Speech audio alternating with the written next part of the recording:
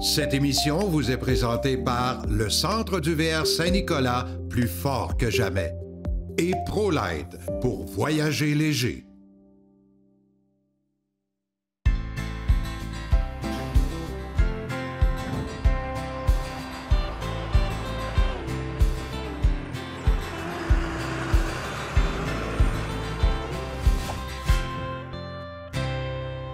On rencontre à nouveau cette semaine Marco Boudreau. Salut Marco. Bon matin, Jean-Marc. Marco Boudreau de Boudreau VR. J'ai profité de son passage à la foire du VR neuf et d'occasion, où il y a un magnifique kiosque d'ailleurs avec tous les beaux produits qu'on voit derrière nous, là, pour enregistrer donc quelques petites capsules avec ses trucs et ses astuces. Là. Il n'arrête pas de nous étonner.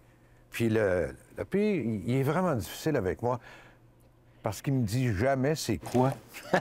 Elle produit. Il faut que je le découvre en même temps que vous autres. Imaginez-vous. Marco, allez, je ne sais pas c'est quoi. En fait, qu'est-ce que c'est? C'est tout simplement un petit déflecteur, Jean-Marc, que tu vas pouvoir... Un déflecteur pour le radiateur? Non. Non. En fait, il se fait dans multiples formats, tu comprends bien, que tu vas pouvoir coller au-dessus des fenêtres. Donc, le scellant de ta fenêtre... Je te dis pas que ton scellant devient plus nécessaire, mais tu deviens beaucoup plus permissif parce que là, ton scellant ne sera plus exposé à la dilatation causée par la fluctuation de température. Tu colles ça au-dessus de ta fenêtre, là, tu fais réellement une dérive pour ton eau. Ça te permet, dépendamment de ton système d'ouverture de fenêtre, c'est, mettons, à Saint-Abattant, à Glissière, ces jours-là, tu peux même laisser tes fenêtres entrouvertes s'il pleut. Fait que là, tu le colles là, c'est en permanence.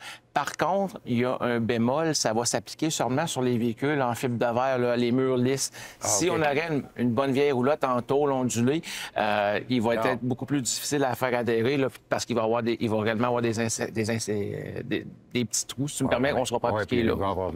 Est-ce que ça se met sur en bon chinois, là, un full paint? Officiellement. Regarde, vois-tu en arrière, c'est seulement une pellicule 3M que tu enlèves la partie rouge.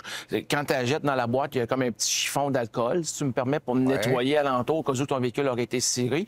Quand c'est réellement c'est plus mouillé, c'est réellement sèche au toucher, tu enlèves ta pellicule, tu l'appliques là, c'est terminé. Et en se promenant, il n'y a pas de problème, ça reste bien collé tout ça. Oui, puis c'est fabriqué par la compagnie GTS, ceux qui font ceux dans l'automobile que les gens vont des fois mettre sur le capot de la voiture. Oui, ce qu'on appelle le 3M à l'époque. Ou à l'entour des fenêtres. Il y en a des fois qui vont mettre sur ces tables de porte pour laisser les portes entrouvertes. C'est également la même compagnie qui a fait ça, mais maintenant, ils l'adaptent pour les fenêtres de VR. Génial. C'est encore toi qui as trouvé ça. Bien, en fait, il faut se débrouiller. Disponible chez Marco. Appelez-le, il va vraiment régler. Moi, tant qu'à moi. Moi, je les ai tous en main, là. Un joyeux problème qu'on a souvent, là, c'est les infiltrations d'eau. Effectivement, puis ça fait sharp sur le véhicule. Ça donne un nouveau look. Ça fait plus moderne. Ça fait plus un peu. Customisé. Effectivement. Hey, Marco, merci encore. Hein, ça fait plaisir, Jean-Marc.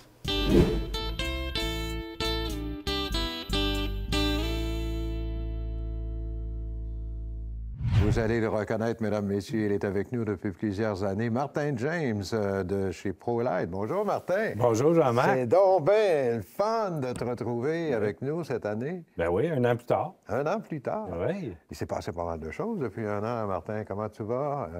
Ça va très bien. Nouvelle orientation, toujours chez ProLite, oui? Oui, au besoin. Quand ils ont besoin, ils m'appellent.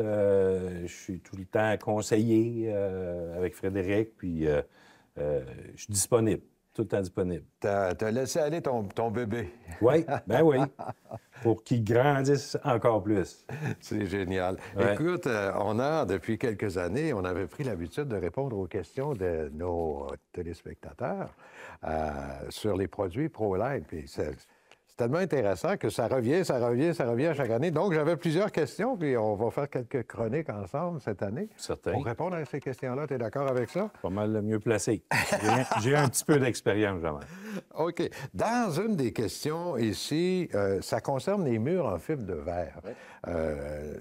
Quels sont, parce qu'on sait que les produits ProLite sont en fibre de verre, mais la personne nous demande quels sont les points forts d'un mur comme ça.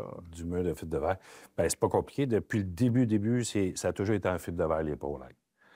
Donc, le fibre de verre résistant, surtout à l'impact de la grêle, par exemple. Ah oui?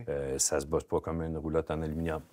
La solidité, quand tu roules une roche ou des choses comme ça ne fera pas une bosse comme une roulotte en aluminium. Donc, ça, c'est bien. Durabilité, si on se rappelle des anciennes Bowler des années 70, là, il y en a encore sur la route aujourd'hui. Du fibre de verre, s'il est bien entretenu, ça va durer dans le temps, probablement plus que nous autres, on va durer. Là. Ah, oui. Et la personne demande aussi si... tu parles d'entretien, là. La personne nous pose une sous-question, si elle peut polir ou cirer l'extérieur de la roulotte qui est en fibre de verre. Là. Oui, oui, exactement. Bien, comme j'ai ici le petit échantillon, le fibre de verre, avec le soleil, il peut perdre son lustre, il peut venir mat un peu. Oui. On peut utiliser une pâte à polir douce, parce qu'il y a plusieurs grades là-dedans, il faut faire attention, assez fin. Ça se trouve C'est être un peu comme le papier sablé. Hein? Ben Il y a oui. plusieurs grades dans la pâte. Là. Exactement. C'est comme un sablage, mais très, très fin qu'on va faire avec les outils nécessaires.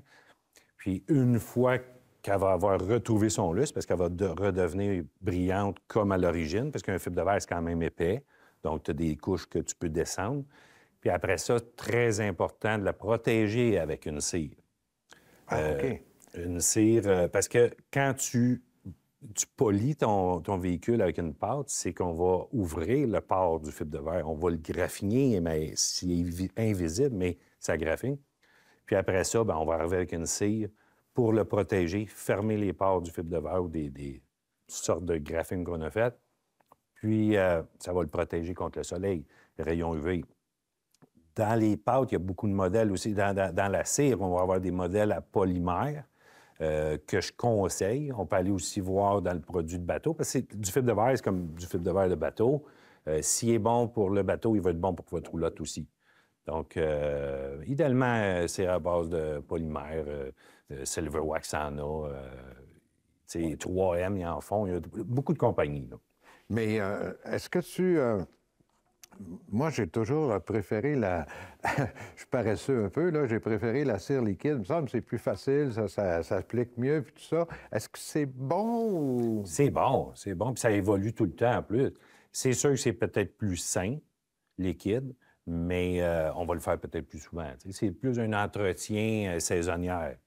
Une bonne cire polymère, si on la fait, je dirais pas à tous les années, là, parce qu'on s'entend que c'est beaucoup de travail. Oui. Mais après ça, bien, ça va être un entretien. Ou bien, une fois qu'elle est belle ou si elle est neuve, votre roulotte, bien là, on ne fera pas de polissage. On va l'entretenir plutôt avec un savon à base de cire. Avec un savon Silver Wax en fer et d'autres compagnies. Okay, c'est laver-ciré, là. Oui, un peu comme laver-cire. Laver-cire, hein, c'est ça, oui. Toutes les fois que tu laves ta roulotte, bien, ta cire.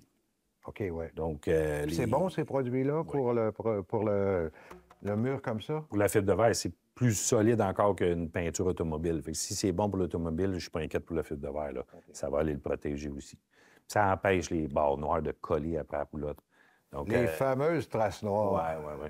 Ça, c'est certain que si ta roulotte est lavée toutes les fois avec un savon à base de cire, je vous le dis, ça fait différence? Ah oui, ça fait énormément de différence. L'entretien est plus facile. Oui, exactement.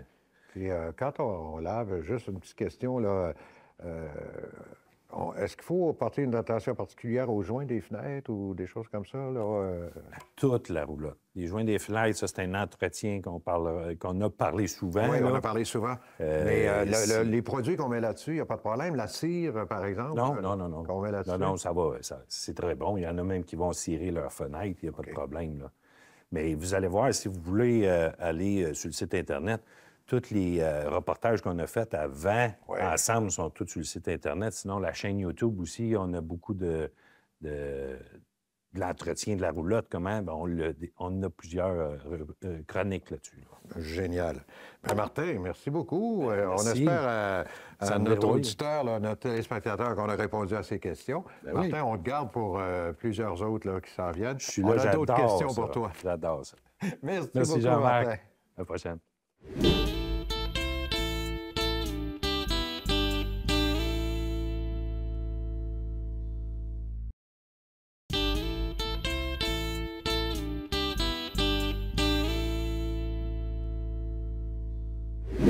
C'est Toujours un plaisir de rencontrer Isabelle Labrec, qui est directrice des communications de la FQCC. Vous connaissez la FQCC, c'est sûr. Bonjour Isabelle. Bonjour, bonjour Jean-Marc. Ça va bien aujourd'hui? Oui, très bien, comme Isabelle, toujours. merci beaucoup d'être avec nous encore. Mais là, je voudrais vraiment qu'on parle rapidement de votre collection de Solo VR. Ah, ça, moi, je trouve ça génial, là. Oui. Mais parle-moi-en un petit peu. Bien, c'est des itinéraires clés en main qui ont été préparés en collaboration avec Voyage FQCC. Donc, on reprend des anciens circuits caravanes qui ont été faits, expérimentés par l'équipe de Voyage FQCC, mais aussi par plusieurs caravaniers. Donc, à l'intérieur de ces livres-là, on voit, bon, les itinéraires, les points, qu'est-ce qu'il y a à faire autour, où on retrouve, bon, certaines attractions, mais toutes les accommodations aussi, les campings sur le trajet.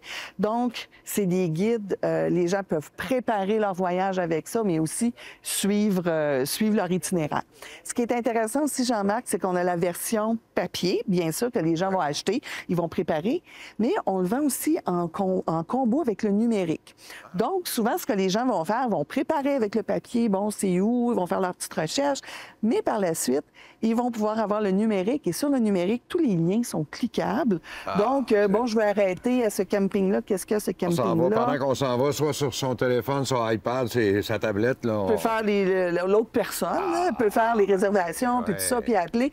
Donc, c'est vraiment un combo qui est très intéressant, puis qui est surtout très pratique pour les voyageurs. Je te ferai pas le coup de te demander tous les titres, mais il y en a sûrement un ou deux qui sont plus populaires que d'autres. Bien, on en a 6. Ah, il y en avait 6, OK. Oui. Donc, un qui est très populaire, c'est Alaska. Bien sûr. Sud-ouest américain, c'est bien intéressant aussi. Puis un qui est à découvrir, là, c'est la baie Georgienne et les Grands Lacs. Donc, si les gens ne sont pas allés visiter dans ce coin-là encore, moi, je les invite personnellement à faire cet itinéraire-là. Je la connais bien. OK, en terminant, on se le procure comment, Isabelle? Donc, c'est sur le site de la Fédération québécoise Camping Caravaning, fqcc.ca, dans la section boutique. Et puis, les personnes membres, donc les membres de la Fédération, ont un rabais de 10 % Et actuellement, il y a quand on achète le combo, c'est 50 % de rabais sur l'édition numérique. Donc, pourquoi s'en passer? Ça. Pourquoi s'en passer? Pourquoi s'en passer? Merci beaucoup, Isabelle. T'es super fine. J'ai hâte de te revoir. Au plaisir. Bye.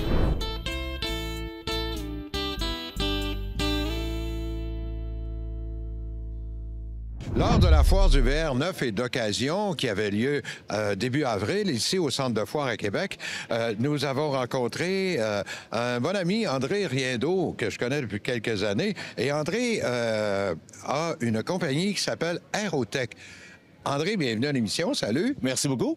Hey, André, tu as dans les mains quelque chose que tu me montrais tantôt. C'est une nouveauté de cette année, ça. Exactement, Jean-Marc. C'est une nouveauté qu'on a mis au point pour répondre à un gros problème qu'on avait dans le monde du VR. La particularité au niveau des toilettes du VR, c'est que 70 % des toilettes sont conçues en plastique et 100 % des toilettes ont un joint d'étanchéité. Ce fameux petit joint d'étanchéité sert à retenir l'eau dans notre réservoir. Lorsque les gens utilisent des produits domestiques communs comme le Airtel, le Vim, le Fantastique, les produits ménagers maison qu'on peut utiliser sans aucun problème à la maison, ces produits-là, qu'est-ce qu'ils vont provoquer dans le monde du VR, dans notre toilette de plastique, entre autres? Oui. C'est qu'ils vont assécher notre plastique et ils vont le faire craquer. Et en plus, ils vont désagréger, ils vont détruire le petit joint d'étanchéité. Donc, les gens vont se plaindre que la toilette ne retient plus l'eau. Donc, on doit rechanger le joint, ce qui occasionne des coûts et de la main-d'œuvre. Et c'est pas l'endroit le plus plaisant à aller travailler en plus.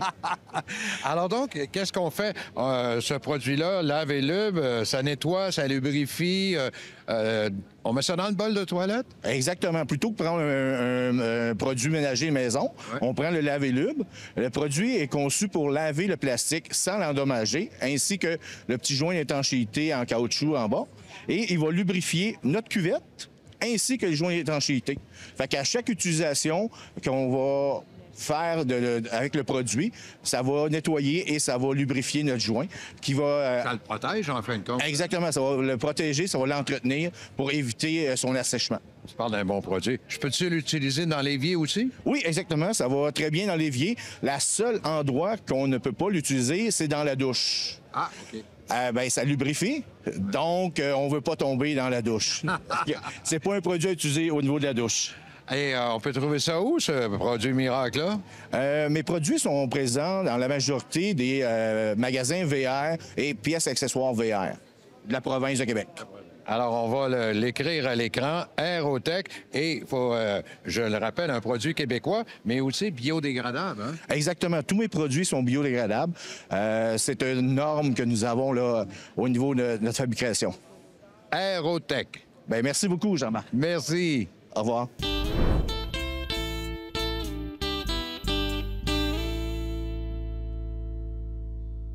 La saison est partie, on s'amuse, on a beaucoup de plaisir, on va dans différents terrains de camping à travers la province.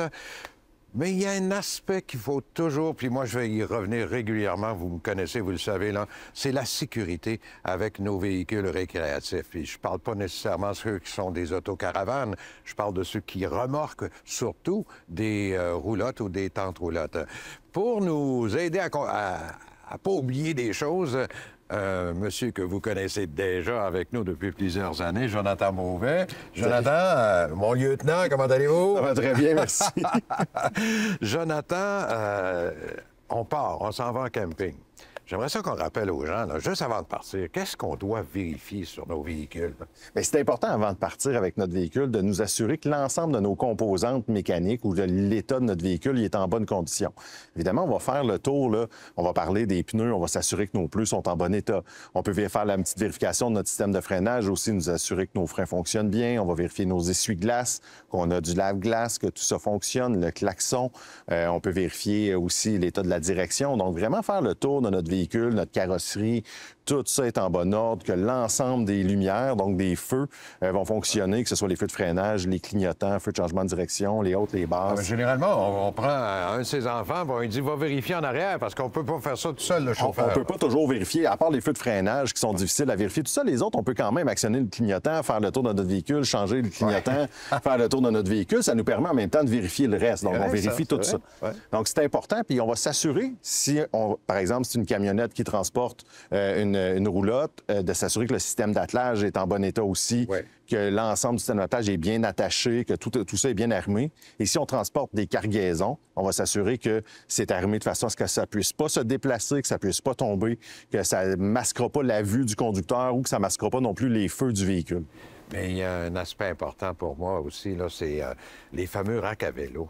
Je te dis que des fois, là, c'est bizarre de voir comment sont installées ces choses-là. Il y a quand même une réglementation pour ces racks à vélo, là. Oui, c'est possible d'avoir un rack à vélo. Il n'y a pas de problème d'en avoir un. Il faut seulement s'assurer que lorsqu'on va installer nos vélos sur notre rack, en fait, c'est qu'on ne masquera pas les feux et les phares, là, les feux, c'est surtout les feux arrière du véhicule, donc les feux de freinage, les feux de changement de direction, feux de position. Souvent, on va voir des véhicules avec le vélo. Généralement, on va voir la lumière à travers les roues, ça va bien. Ce qu'on voit arriver de plus en plus, c'est que les gens veulent protéger leur vélo, puis ça, je le comprends. Ils vont mettre une toile par-dessus pour protéger leur vélo. Oui. Mais ce que ça fait, c'est que ça vient masquer complètement les feux de position, les feux de freinage, les feux de changement de direction. Donc, quelqu'un qui nous suit, bien, il ne voit absolument pas le véhicule. Si on a à freiner pour une situation d'urgence, la personne qui va nous suivre ne le verra pas. Et malheureusement, des collisions, ça arrive comme ça.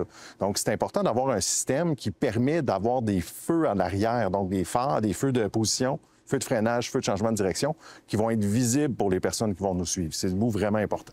Il y a même certains racks à vélo où il y a déjà d'installer ce genre de lumière-là. On a juste à les brancher dans la voiture. Il existe des systèmes là, qui sont faits pour ça, donc des racks à vélo qui ont déjà des lumières à l'arrière, donc ils viennent remplacer les lumières à l'arrière de notre véhicule lorsqu'on met les vélos sur le rack avec la toile.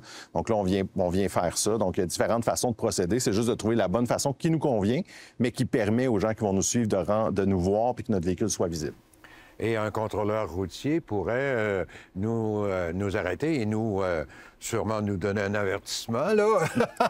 Effectivement, mais un policier ou un contrôleur routier pourrait intervenir à ce moment-là parce que lorsque les feux sont pas visibles, ça devient vraiment un danger, un risque de collision très élevé. Donc, on va exiger aussi conformité avant que le véhicule puisse repartir.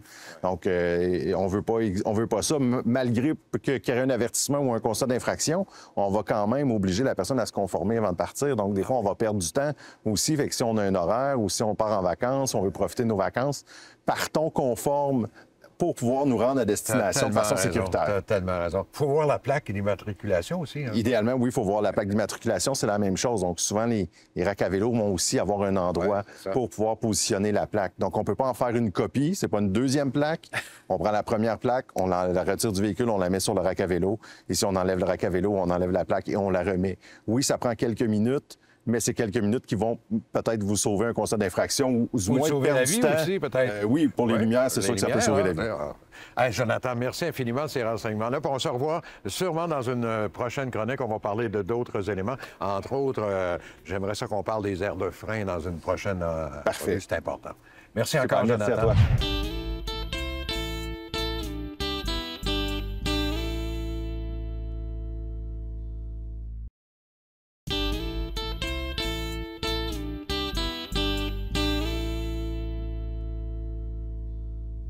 Alors, attention, mesdames, messieurs, je rencontre le grand patron du centre du VR de Montmagny. Je vais être, tu sais, sur mes gardes. Bonjour, Jean-Marc. Allez, comment ça va, mon ami Jérôme? Super, merci. Excellent. Jérôme, ça va bien à Montmagny? Ça brasse les affaires là-bas? Oui, ça bouge à Montmagny. Ça bouge. Oui, ça bouge fort. Le centre du VR Montmagny, c'est sur le chemin des Poiriers. Oui. OK? Mais quand on passe, on voit beaucoup d'inventaires. Vous avez vraiment... un inventaire imposant, là. Oui, bien, on a accès cette année pour avoir une gamme complète. Accompagner nos campeurs à partir du début du camping jusqu'à leur maturité de campeur, je veux dire. Oui. À la retraite du campeur. OK. Et dans toutes les marques que vous avez, moi, j'aimerais ça qu'on parle de Flagstaff. Oui. Flagstaff, pour moi, c'est un petit peu inconnu, là. J'aimerais ça que tu m'expliques c'est quoi Flagstaff. Flagstaff, c'est une marque qui est directement en ligne avec notre vision d'accompagner le campeur du début jusqu'à la fin. Flagstaff, c'est une gamme qui est complète. On part de la tente roulotte. Ensuite, on a la roulotte hybride. On a la roulotte simple essieu, double essieu. Autant dans simple essieu, on part de 12 pieds, aller jusqu'à 20 pieds. Après ça, dans le double essieu, bien là, on se rend jusqu'à 32, 34 pieds. Puis ensuite, la fifth wheel, la petite fifth wheel, aller jusqu'à la grosse fifth wheel. Puis c'est une marque qui est impeccable. Mais on parle souvent, quand on parle de Flagstaff, on parle de qualité de construction dès le départ à l'usine. Oui.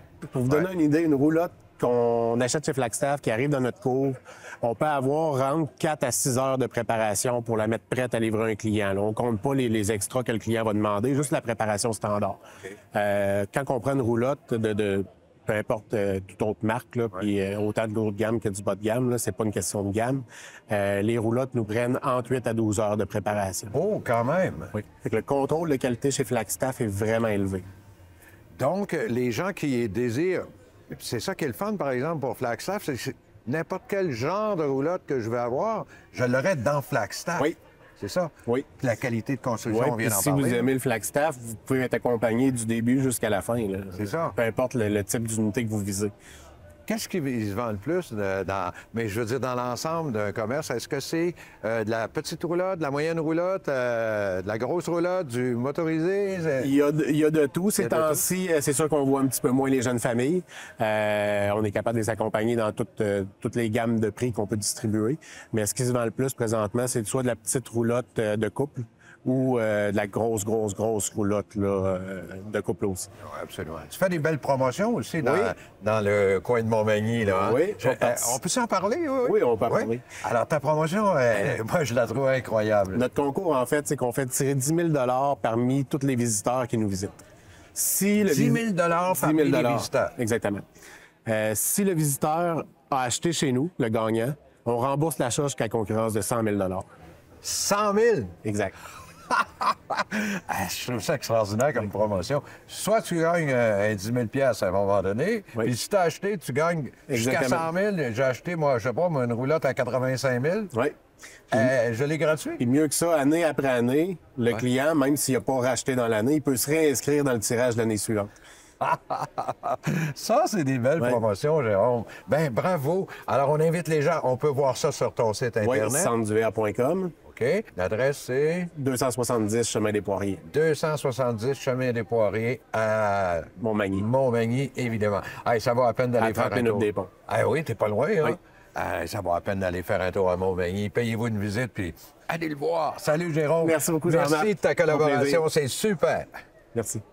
Cette émission vous a été présentée par le Centre du VR Saint-Nicolas, plus fort que jamais, et ProLight pour voyager léger.